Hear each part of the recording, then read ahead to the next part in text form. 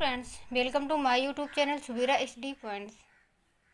Friends, पिछले video में हमने चर्चा की थी मूल्य की विशेषताओं पर, और आज का जो हमारा टॉपिक है वह है मूल्य शिक्षा की अवधारणा। तो चलिए फ्रेंड्स, शुरू करते हैं कि मूल्य शिक्षा की क्या क्या अवधारणाएं थी, किसने क्या विचारधारा दी, ये सब आज हम जानेंगे। तो सबसे पहले है प्रथम विचारधारा।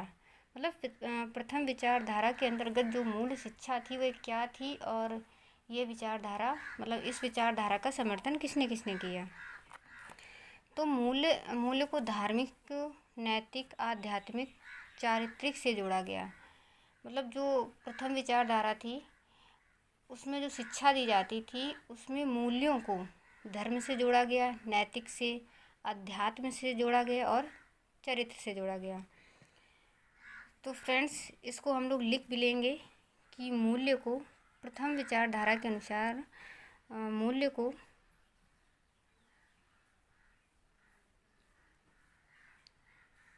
मूल्य को धार्मिक, नैतिक, आध्यात्मिक,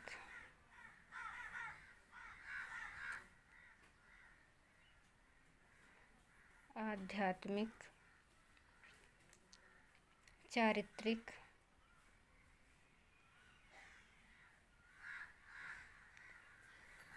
से जोड़ा गया।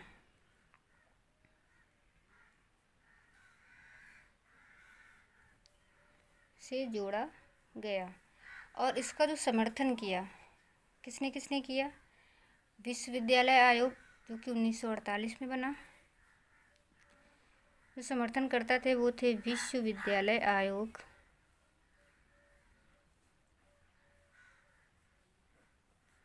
विश्वविद्यालय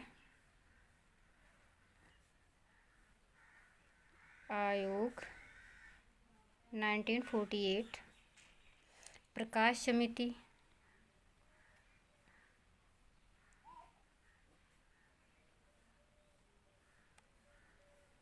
जो कि बनी थी 1959-60। इसके अलावा कोठारी आयोग ने भी मूल्यों को धर्म, नैतिक और आध्यात्म एवं चरित्र से जोड़ा था। कोठारी आयोग 1964-66। तो फ्रेंड्स, जो प्रथम विचारधारा थी उसमें मूल्यों को धर्म से, नैतिक, आध्यात्म और चरित्र से जोड़ा गया, और इनका समर्थन इन्होंने किया। इसके बाद है द्वितीय विचारधारा। तो द्वितीय विचारधारा के जो प्रवर्तक थे वो थे प्लेटो। इसमें हम लिख लेते हैं कि इसके प्रवर्तक प्लेटो थे। इन्होंने फ्रेंड्स सद्गुणों की शिक्षा देना मूल्य शिक्षा बताया। मतलब इन्होंने कहा कि हमें सद्गुणों की शिक्षा देनी चाहिए, जो सद्गुण होते हैं वही मूल्य शिक्षा है। तो सद्गुणों की शिक्षा देना ही मूल्य शिक्षा कहलाती है, ये प्लेटो ने कहा था। मतलब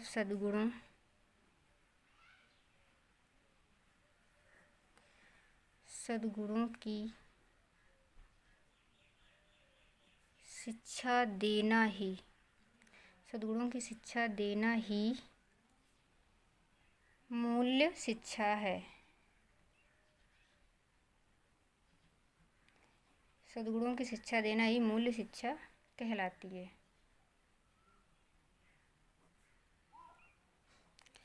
इन्होंने जो सद्गुण बताए थे, 4 सद्गुण बताए थे, इनके अंतर्गत प्लेटो ने कौन कौन से 4 सद्गुण बताए थे?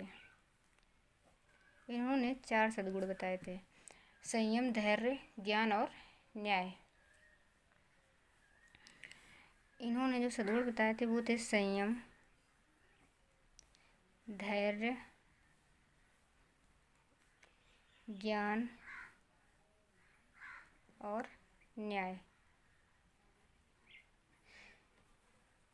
मतलब संयम होना चाहिए, प्रत्येक व्यक्ति को धैर्य रखना चाहिए, ज्ञान उसमें होना चाहिए, और वह हमेशा न्याय करे, मतलब पक्षपात ना करे। एंड प्लेटो ने सद्गुणों को ही आत्मगुण माना। तो प्लेटो सद्गुणों को आत्मगुण मानते हैं। प्लेटो सद्गुणों को आत्मगुण मानते हैं, आत्मगुण मानते हैं। मूल्य का आधार सद्गुण होता है। इनका कहना था कि हमें सद्गुणों की शिक्षा देनी चाहिए। इन्होंने 4 सद्गुण बताए और ये सद्गुणों को ही आत्मगुण मानते थे। और इनका कहना था कि जो मूल्य का आधार है वह सद्गुण ही होता है। तो चलिए आगे जो अगली विचारधारा है, तीसरी विचारधारा, उसको भी देख लेते हैं। तो जो वर्तमान समय है, वर्तमान में इसी विचारधारा के आधार पर मूल्य, मतलब मूल्यों की जो शिक्षा है वो दी जाती है। तो वर्तमान की शिक्षा दी जाती है, मतलब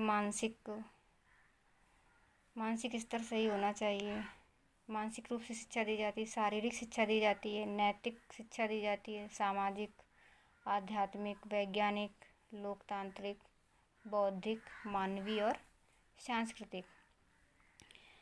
तो जो तीसरी विचारधारा है वो वर्तमान में किस आधार पर शिक्षा दी जाती है।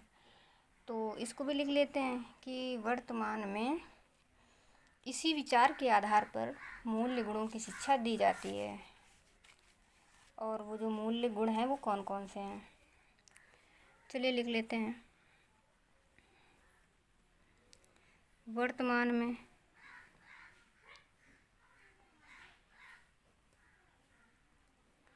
इसी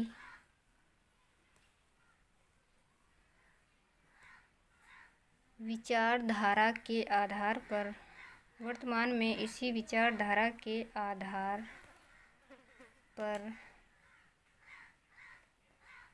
मूल्य गुणों की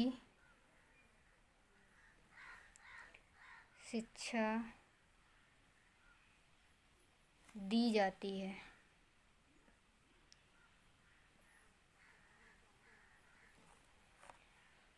तो जो वर्तमान के मूल्य गुण हैं वो कौन कौन से हैं, मतलब किस आधार पर शिक्षा दी जाती है। मानसिक स्तर को सही होना चाहिए। इस तरह की शिक्षा दी जाती है कि उससे मानसिक स्तर सही हो जाए। तो लिख लेते हैं कि मानसिक रूप से शिक्षा दी जाती है। मानसिक, शारीरिक शिक्षा,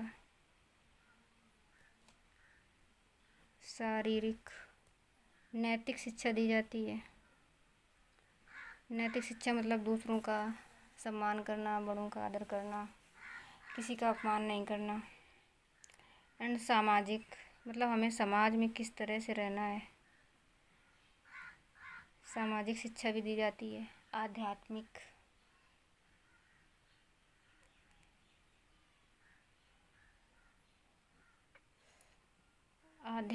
वैज्ञानिक शिक्षा दी जाती है।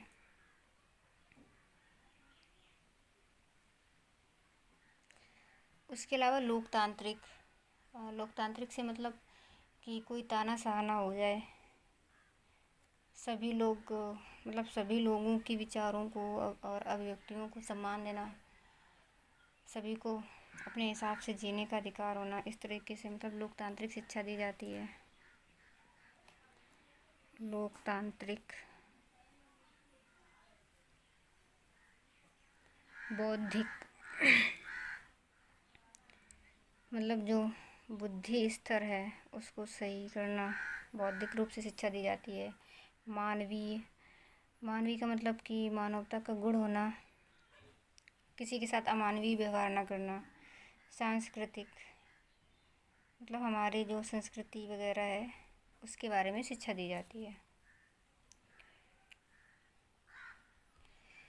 तो फ्रेंड्स, मूल शिक्षा की अवधारणाएं क्या क्या होती हैं ये हमने जान लिया। प्रथम विचारधारा, द्वितीय विचारधारा और तृतीय विचारधारा। इसके आगे हम देखते हैं। इसके आगे हम कुछ इम्पोर्टेंट पॉइंट्स वगैरह हैं उनको भी देख लेते हैं।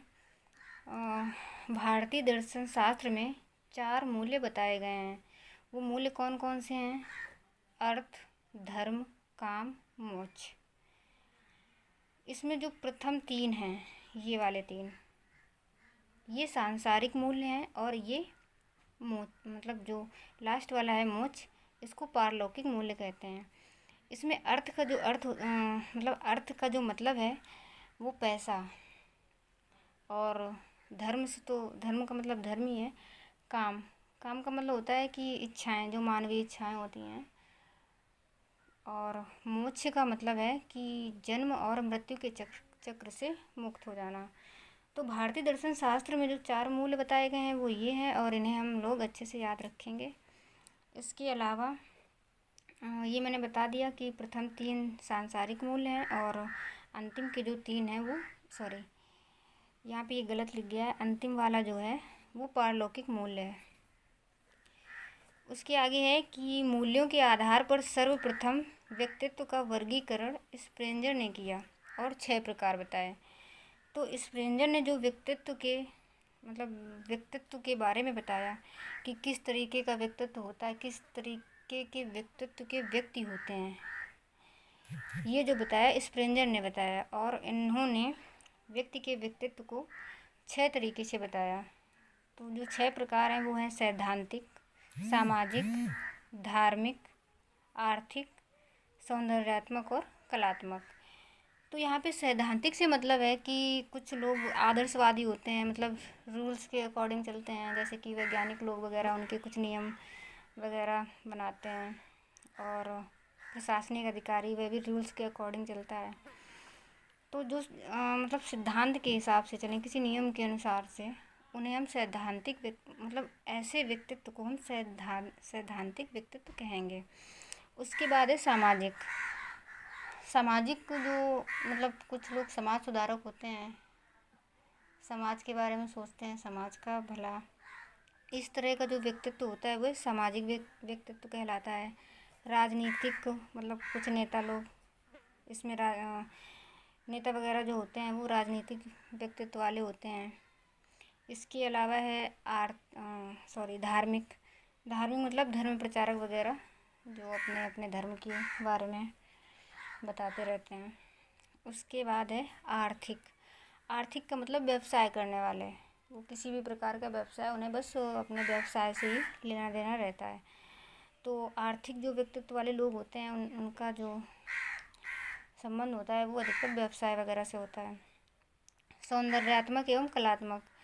तो जो कलात्मक या सौंदर्यात्मक जो गुण होता है वह, जैसे किसी कवि या लेखक के अंदर कोई चित्रकार हो गया, तो इस टाइप का व्यक्तित्व जो होता है वह सौंदर्यात्मक व्यक्तित्व कहलाता है।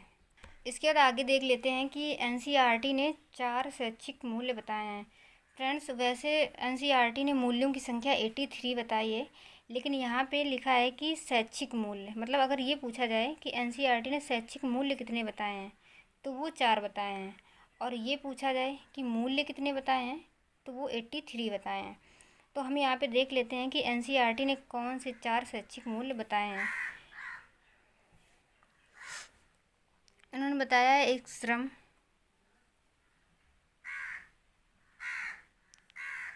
सच्चाई एवं सफाई,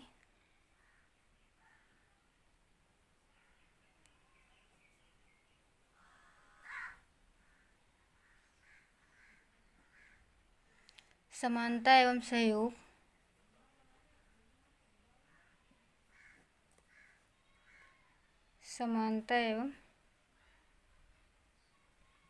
सहयोग, उसके अलावा है बंधुत्व। तो फ्रेंड्स, यहाँ से एक 2019 के जो सुपर डेट हुआ था उसमें क्वेश्चन भी पूछा गया था। उसमें पूछा गया था कि कौन कौन से शैक्षिक मूल्य हैं। तो उसमें 3 शैक्षिक मूल्य दिए गए थे, और जो चौथा ऑप्शन था उसमें था उपरोक्त सभी। तो इसको अच्छे से याद रखेंगे। ये सुपर डेट 2019 में पूछा गया था। 2019 का जो स्टेट हुआ था उसमें ये क्वेश्चन पूछा गया था। तो फ्रेंड्स, आज की वीडियो में हम इतना ही रखते हैं, और कल हम जानेंगे जो एनसीईआरटी ने 83 मूल्यों को दिया है उनके बारे में कल चर्चा करेंगे। तो फ्रेंड्स मेरे चैनल को सब्सक्राइब करें, वीडियो को लाइक करें एंड शेयर करें। Bye and take care.